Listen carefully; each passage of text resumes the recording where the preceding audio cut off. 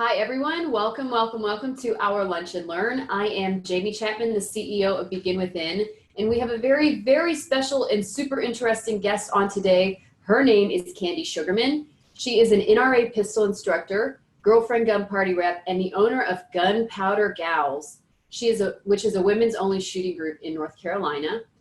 We have some really interesting topics of discussion today, including how shooting guns can boost your self-confidence, and even about careers in the gun industry. And Candy, why don't you tell us a little bit about yourself? Okay, well, the first thing I would like to point out is that I'm not an original gun girl, which means I have been shooting for about 11 years. I meet a lot of women who are like, oh, I started shooting when I was a little kid, or started shooting when I was in the Army in my 20s. No, I did not start shooting until I was 39 years old. I'm originally from Los Angeles, California. I grew up in the 80s, and Los Angeles was like a bastion of drug dealers going on, and it was a pretty scary place. And I didn't really have any very positive role models for guns. Like, gangbangers had guns, and that's what I knew. My dad did have a gun, not a gangbanger, and basically told me, don't touch it, never touch it, leave it alone. I mean, that was it. So I had no interest and a lot of fear over it. Back in, 2009, I went to the NRA Women's Wilderness Escape. My now ex-husband pushed me to go. He'd been shooting since he was 8 years old. He was in the Army, was a small arms person, and he just said, you need to go. I had zero interest in going. But it was in New Mexico, which I was really excited about. So I figured I'd go over there, get in my car, and just visit New Mexico. And instead, I met some of the most well-educated, well-traveled women that I have ever met, and got involved in the gun world. That's a really interesting story. So I will call it a native gun shooter. My dad is an avid outdoorsman, hunter, fisherman. And I literally would grow up and we would camp out for like a month in the deer woods. Wow. Every November, every fall. And so there are pictures of me in public. Sorry, I have a baby. I'm going to hold him. There are pictures of me. There are pictures of me in public wearing ghillie suits and camouflage, holding dead animals up because I shot them. So now I'm a mother and a pet owner, and I really don't know if I have the stomach to go out hunting and do that type of thing anymore. Mm-hmm. But that's what I did. Growing up in the sticks out in the middle of nowhere, Oklahoma, mm-hmm. I'm a hunting gal. So it's really interesting to hear how you were converted once you kind of learned safety and you got exposed to that world without it being surrounded by a cloud of fear, and that it was a shameful or a bad thing to do. So Candy, I'm interested in hearing a little bit about your business and what you do and how you educate women and people in general on gun safety. Can you tell us about Gunpowder Gals, and also kind of how you got so immersed in this world that you decided to make it your profession? Absolutely. So after the NRA Women's Wilderness Escape, I came back to Fayetteville, which of course home of Fort Bragg Army Base, and I wanted to shoot. I went shooting with my ex-husband because I was like, oh, look, honey, something we can do together. And I had a miserable time with him. So I figured it was the company and not the activity. And I went to find a women's only shooting group, and I couldn't find one. So I started Gunpowder Gals, literally so I would have just one or two other women that I could go to different shooting events with and just kind of go, oh, I'm not sure. And as I mentioned, that was 11 years ago. I am a girlfriend gun party rep. Girlfriend gun party is 2 hours of in-home training for a woman and up to 7 of her friends.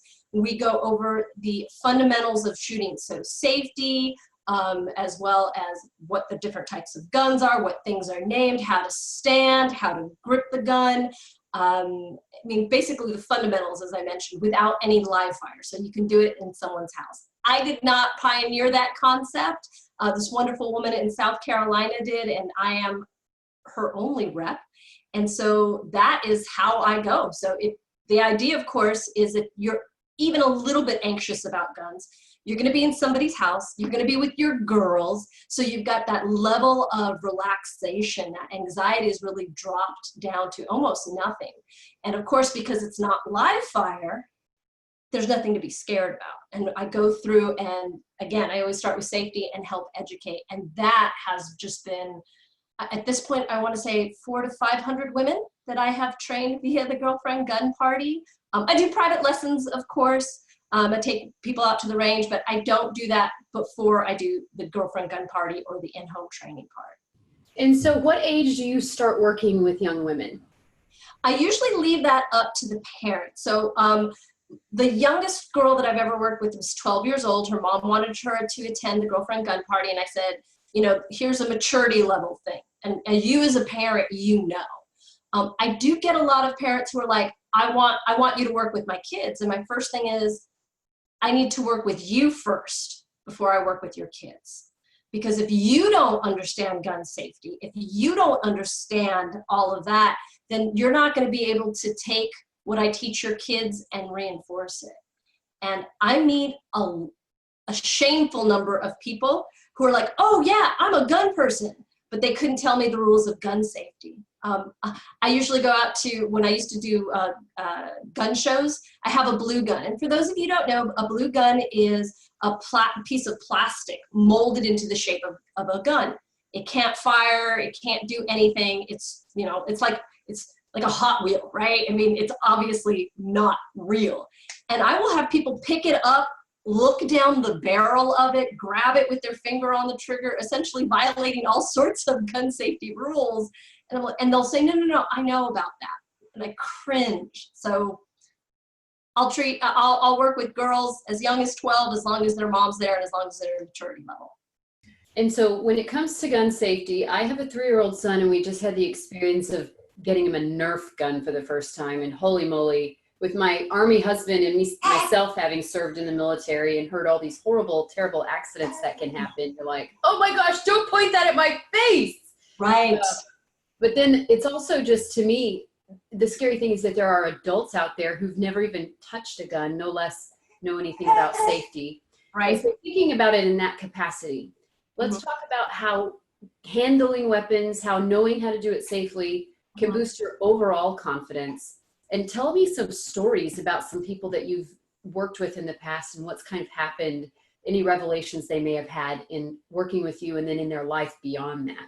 Okay, I actually just had a client. It was a husband and wife team. Now he has multiple sclerosis, MS.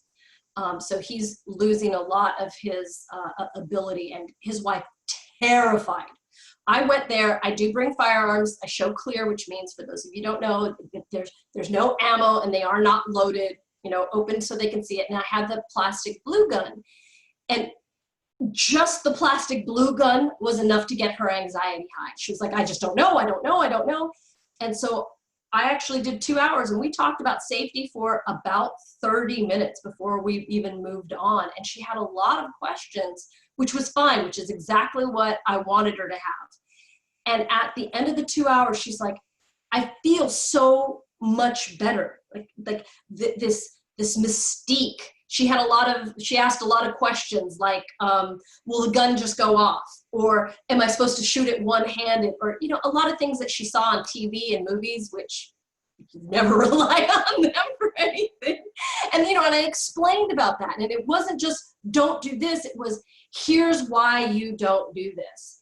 And she's definitely much better. Now, the first Girlfriend Gun Party I had this woman named Margaret. She was 65 years old. When she was 16, she went to a house party with her friend Joey. Somebody went up to the second floor, found the parent's gun, dropped the magazine, but didn't rack it open, didn't clear it. So there was a bullet still in the chamber, for those of you who don't know. He went downstairs, saw Joey, pointed the gun at Joey's chest, and at the very last moment, moved it over a few inches and pulled the trigger. Of course, it fired. And this was incredibly traumatizing for Margaret. She couldn't get over the fact and she associated obviously a lot of danger with guns and all of that. Well, fast forward 50 years, she's living in Fayetteville, and her brothers are telling her, you can't live alone. There's a lot of kick door crime there. They're like, you have got to get a gun. Comes to the first girlfriend gun party. She was one of the women who did not feel comfortable picking up these empty, cleared guns, so she used the plastic gun for a lot of the class. Then she did private training. In 3 months, she went from, I don't even want to touch a gun, to having her concealed carry permit, her concealed carry gun, her fun gun, and her first AR-15. And she told me, you know, I never thought I would feel comfortable. I never thought that I would be to be this type of person and really understand it. The minute you educate yourself on almost anything, you clear away those cobwebs and the misconceptions, and you start to feel stronger in your ability to handle it. Well, let's talk about Tiger King. And so the media, as you touched a point on TV, right? Mm-hmm. You see horrible, horrible, bad habits. You see people who do know how to handle guns, Mm-hmm. get careless and make bad mistakes. In this, you know, Tiger King, as we know, the lover killed himself. Mm-hmm. Let's talk about people who may have weaponry experience, right? Mm-hmm. Making dumb mistakes, and what you would tell folks that may be inexperienced and that makes them fearful of the weaponry world, right? Right. What would your advice be?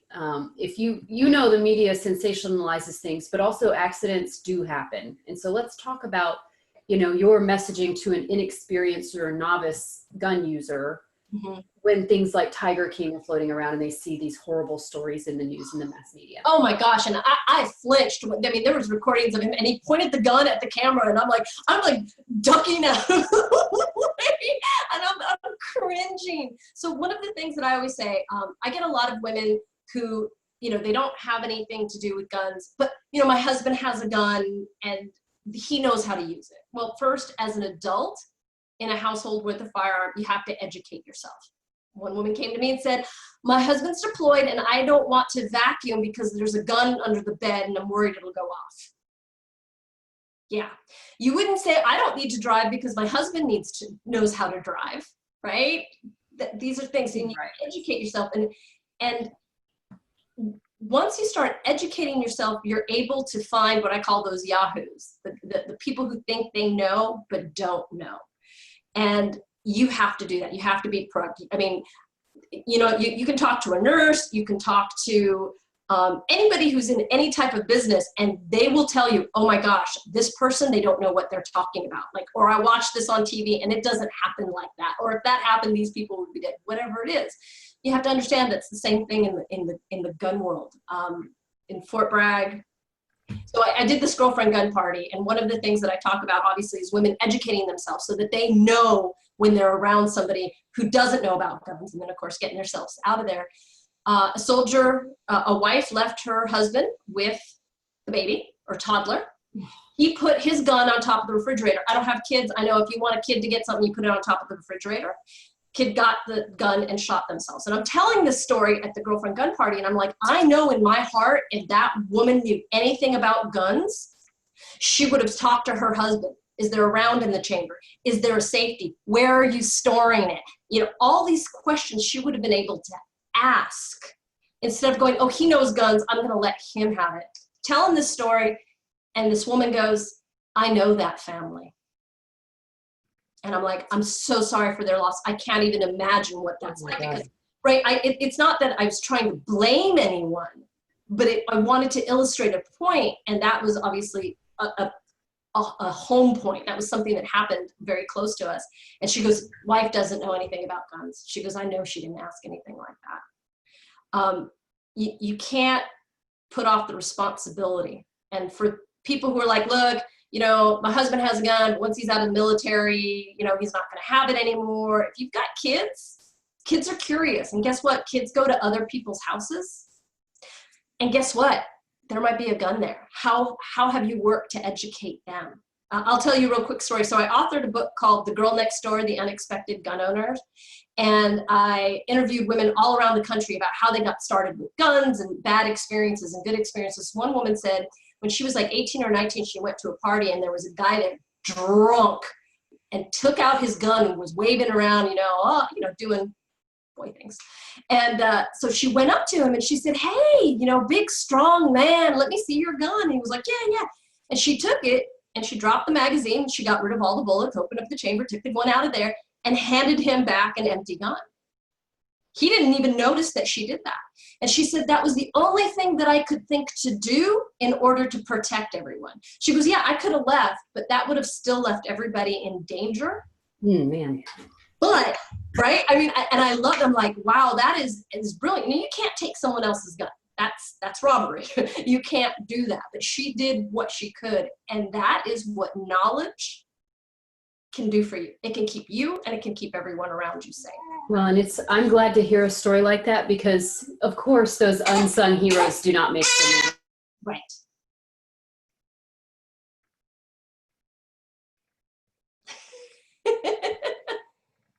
Sorry, fussy baby. We're trying to get through the interview. But he's got reflux or something. He just likes to be upright, So anyways, we'll work on you later. It's funny, at House Chapman, we own weapons. We moved to Germany for 3 years. You cannot own or bring your firearms with you. Right. They have very strict rules in that country about weapons. And so upon returning back, we are preparing to get our weapons back. Mm-hmm. And we go out and the first thing we do is get a gun safe. And it's because we have a 3-year-old and now a newborn.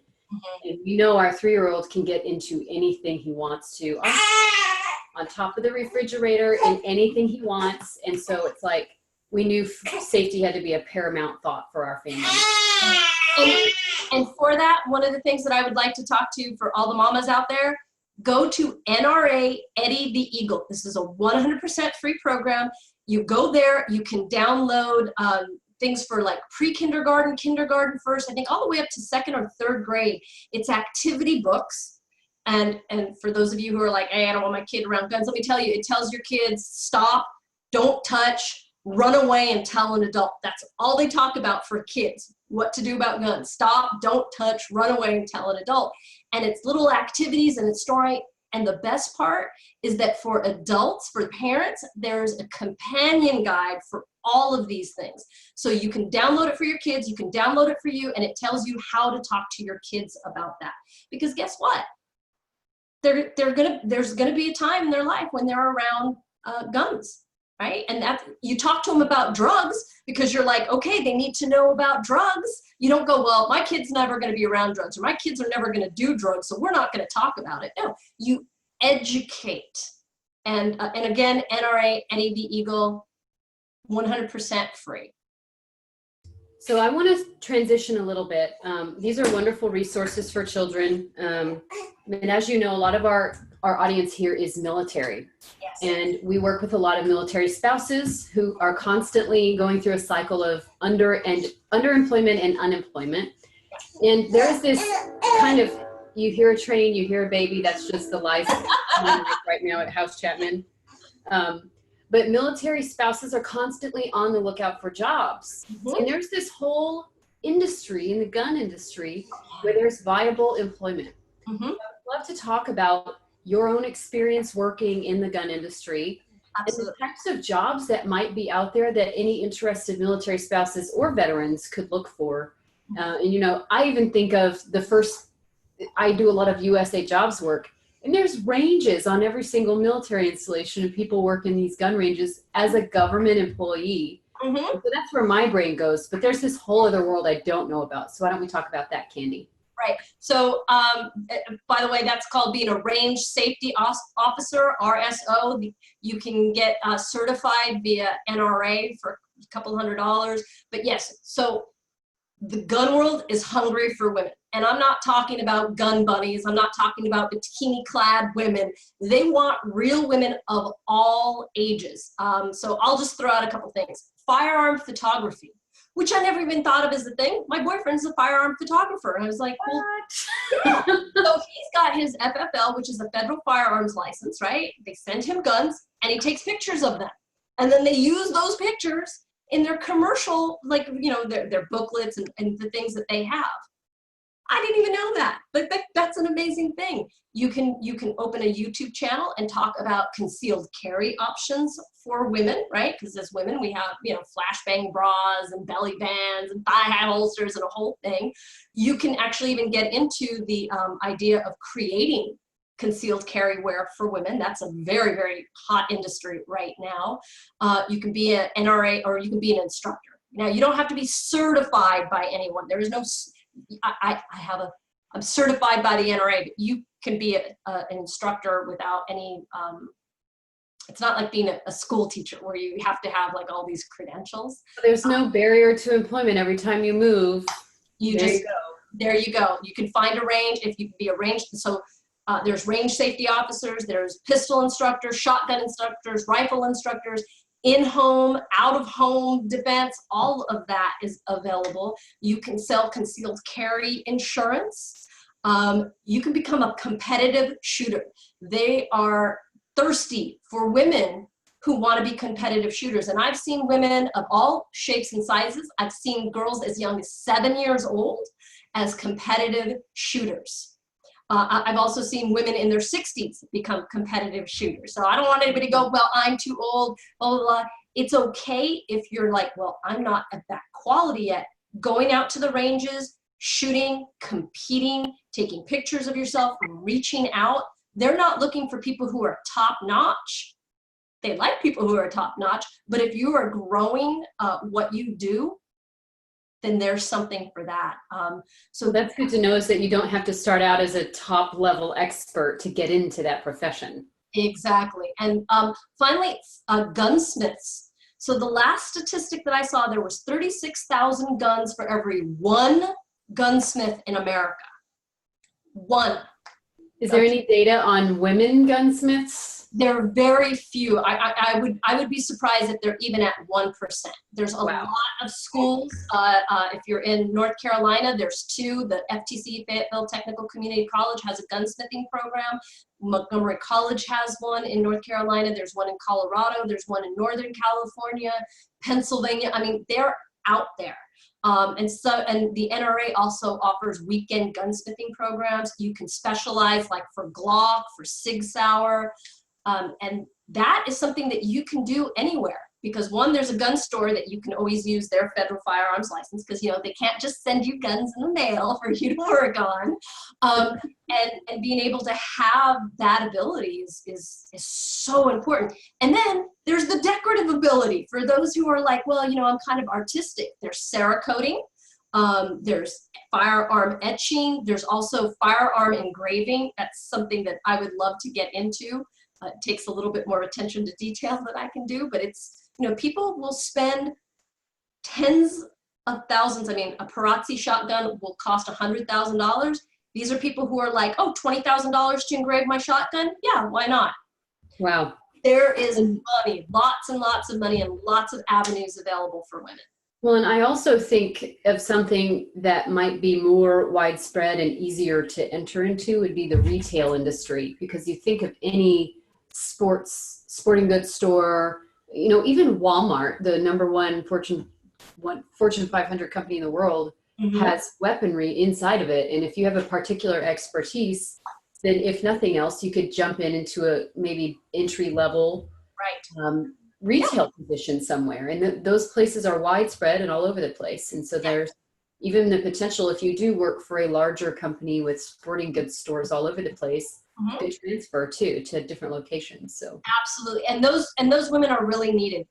It is not unusual to go into a gun store and be ignored. I had a client, she went shooting, she tried my Springfield XD Tactical. She loved it. She's like, I want to buy it. We left the range. We walked over to the portion where they sell the guns. I asked the guy behind the counter, where are your Springfield? And he said, over there. And I went, okay, we're looking at the shelf, and we look up because I'm like, oh, that's it. She's like, okay, I want that. We look up. The guy didn't just move away. He left the entire area. There wasn't a single customer there. And that woman was like, are you kidding me? She comes back a week later and says, Candy, she goes, I went to 2 more stores. I think it was Academy and Dick's when they were still selling. And she said, they ignored me. They literally, like I'm standing there and guys would come up and they would just help the guys and ignore me standing there. So you could absolutely be an advocate for women and go, hey, I see you over there. Let me talk to you. So I'm in North Carolina. I work with women in North Carolina, specifically the Raleigh, Fort Bragg area. I get calls from people, women in California, in Texas, from all over the country asking me questions about guns or asking me questions about concealed carry wear. And I'm like, I'm happy to help. I'm always happy to help, but it makes me sad that they don't feel like they have a community there that they can go and reach out to. That's a true story. And, it's such a, I think of very professions like the military, for example, that are very high numbers of men and low numbers of women. Think about welding and any of the trades, electricians and plumbers and things like that. And what we really need in the world is a female voice. These are professions that pay well, they're lucrative, and women in any of those industries can move around with them, especially thinking of our military spouses. But nobody is out there speaking up and saying, hey, this is a great profession, women should do it. And so women aren't doing it. Right. And just to a point, you have to have a thick skin. Yeah. Okay. I worked, when I went to college, I worked as a maintenance worker. So I worked on, what is it called? Stepmasters when they first came out, and bicycles and reupholstered, all sorts of things. And I was one of 3 women out of like 20 employees. Okay. And sometimes those guys weren't really nice. You know what? They paid me a lot of money. And I was like, okay, you know what? I don't care. I worked in the internet bubble days. Out of 60 employees, there were 10 women. Guess what? I grew a thick skin. Don't care. They're paying me a lot of money. And it's just one of those things that, yes, in an ideal world, you would be treated with respect and nobody would doubt your ability because you happen to have ovaries. But the more women that get into it, the easier it is. So I would tell you, don't shy away. Just expect, well, it shouldn't be that way. You just got to expect that sometimes you're just going to have to put up with stuff until our numbers are equal to their numbers. Right. And Barbara Corcoran from Shark Tank, she talks about her experiences when she was starting out as a young real estate agent in New York. And she's a character and she's got a very bark skin, right? Yeah. But she talks about her biggest advantage in getting a leg up was that she was a woman. She was the minority in the room and she could show up and be totally underestimated. Yeah. Because the men would overwrite her. And now look at where she is. But I've heard from a male weapons instructor or something of that nature that women can actually be amazing. Like if they really put their energy into it, they can be amazing competitive shooters. Oh gosh. They've got a different, a different way of doing things in terms of going to the range and shooting and things like that. And he says, when I really have a woman that's invested in this, I can oftentimes make them my best student. So I'm curious to hear about your thoughts on that sentiment, if that's true or if that's something that you've seen in your experience. At 100%, absolutely. Now, I will tell you, I work almost exclusively with women. In the last month, I had 2 men reach out to me and pay me to train them. Women just listen.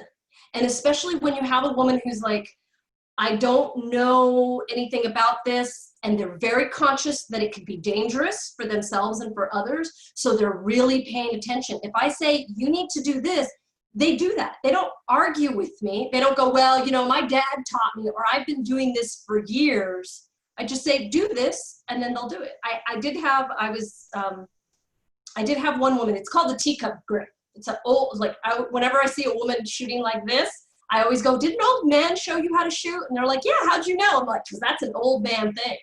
Like, as a woman, we don't have forearm strength typically. So here's a better grip. Try this one and see if you can control the gun and the recoil better.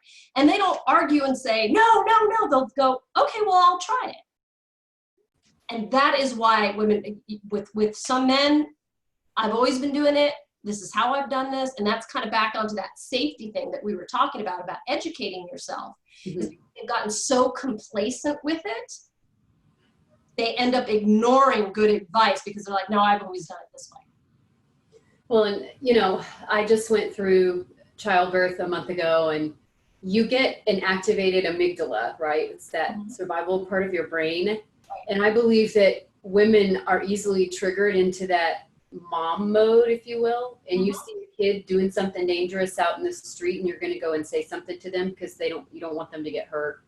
I think when we're around anything dangerous, that triggers that kind of instinct or reflex in us. We have a more acute sense about us. And this is me thinking of like survival Neanderthal men and women in caves, right? Like, I just think that we have an ancient thing in us that's designed to sort of nurture and protect children. But when applied to other places of danger, it can be really a useful tool, especially of the gun industry. But and I would love to just talk about something that's kind of tangible to that, and that is and about confidence. We as women will like jump in, right? If there's a kid, if it's a wrong being done, we'll jump in that. But a lot of times we've trained ourselves to ignore our own instincts. And part of being confident with a gun or with anything, or how it kind of echoes through, is listening to those instincts. The hairs on the back of your neck goes up. You meet someone and you're like, "Ooh, I don't like them," or like that danger signals, right? That is the confidence of being able to say, I'm going to respect what is going on in my head and in my body right now. I'm going to back off. And I do think that is, and I'm equating it to gun training, because when I train women with guns, they're usually doing it 90% of the time because they want to be able to protect themselves or their family. And so getting comfortable with something that they weren't comfortable with previously means that they're listening to themselves. They're listening to, okay, how do I overcome this? How do I look at this? And how do I think about this action? If the hairs on my back of my neck going up, this is a potential dangerous situation. And it gives them the confidence to move through that. Now, I'm not going to go into this in depth, but I'll just make a note right here about how in salary negotiation world, or any kinds of negotiation, women will fight way more hard for that salary or whatever that thing is that they want if they're doing it on behalf of someone else. Yes. And so if you think about just applying this tangible advice to real life, you've got this instinct to protect others or to advocate for others or to, negotiate on behalf of others more so than yourself, because we're kind of selfless by nature, I think. But if you think of this confidence that you could get from learning how to handle weapons and apply it tangibly to the workplace, is that you get that gut feeling. Think about it. When you're talking about something really uncomfortable or difficult, like negotiating your salary or telling your husband he's spending too much money or whatever it is, right? You get this deep feeling in your gut and it makes you feel uncomfortable. And that's like a survival instinct saying that you shouldn't be here doing this. But if you think about applying that to someone else, like if you kind of pretend that, okay, I need to negotiate a higher salary because if I don't do this, I'm not providing as well as I could for my family or for my children. And you sort of go into that conversation thinking about the other person, you'll do a much better job at negotiating or having that tough conversation. If I don't tell my husband he's spending too much money, he's taking something away from my kids, right? Or something very tangible to bring back from this chat is that this confidence, this ability to kind of take that instinct and hone it in is real life, and you can apply it just about anywhere.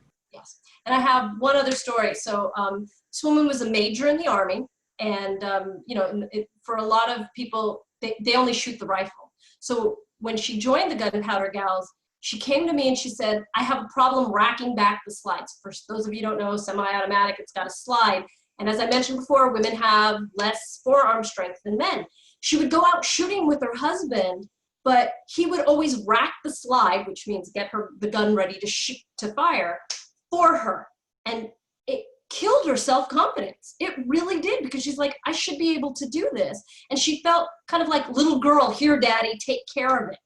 And she didn't want to go shooting. She didn't want to do any of that. So she came to me and she said, how do I do this better? And I showed her a really easy trick that kind of used how our women's bodies are a little different, and she was able to rack the slide. She was so excited about it. A week later, she came to me and she's like, Candy, I went shooting with my husband.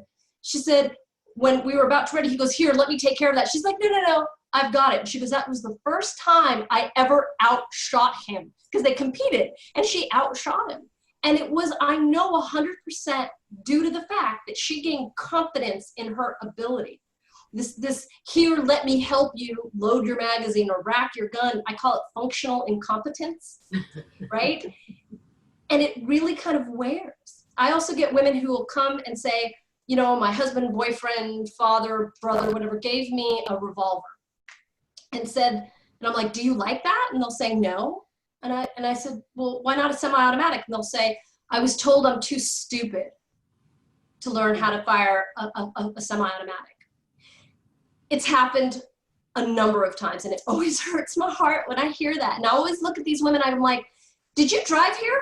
And they'll say, yeah. I'm like, if you're smart enough to operate a car, you're smart enough to operate a semi-automatic pistol. It's not that big of a deal. And then I'll show them, and they'll get so excited because something that they were told that they can't do or they weren't smart enough to do, and after like a half hour, they're able to do it competently.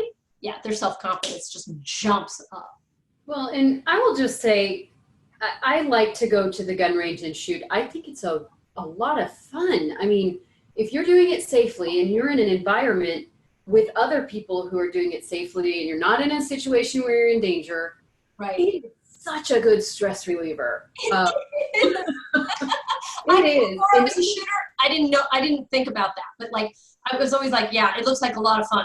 And then I started doing it. Oh my gosh.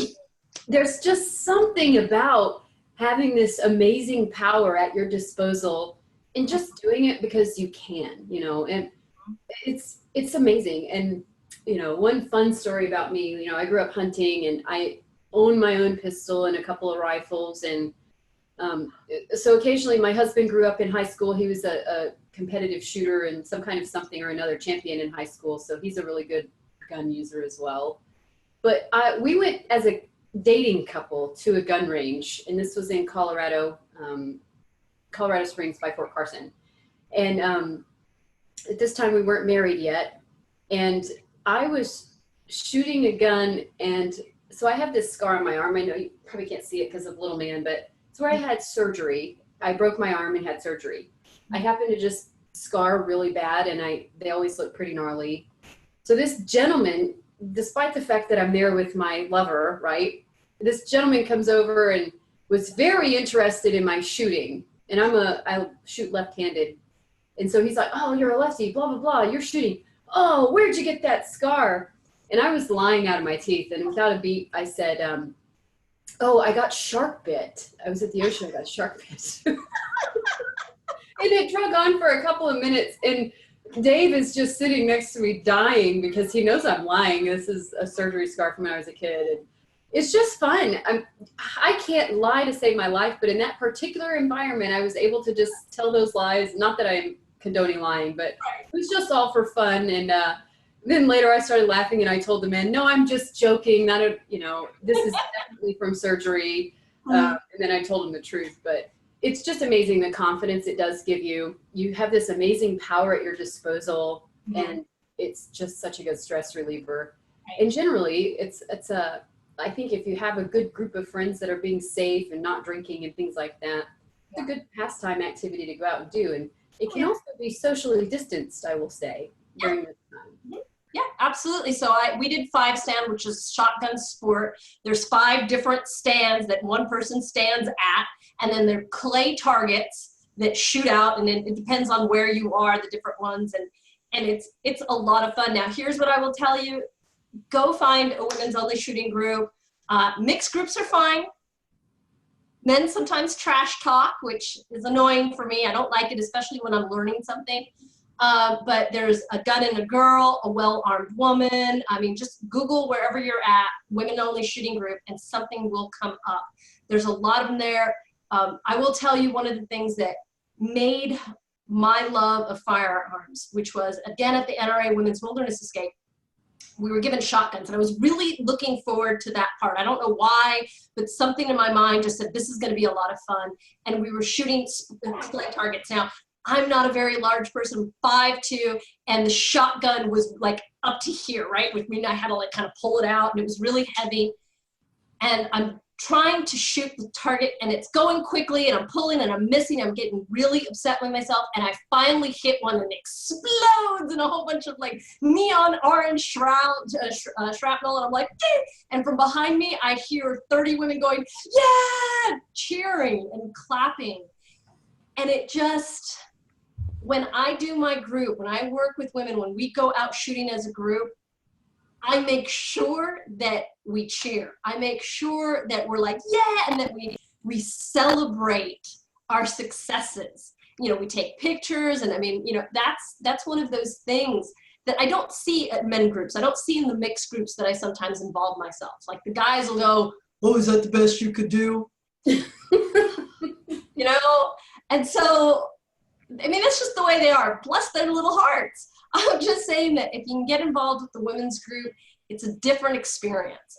Again, as I mentioned, my ex-husband had been shooting since he was 8 years old. He couldn't teach me anything.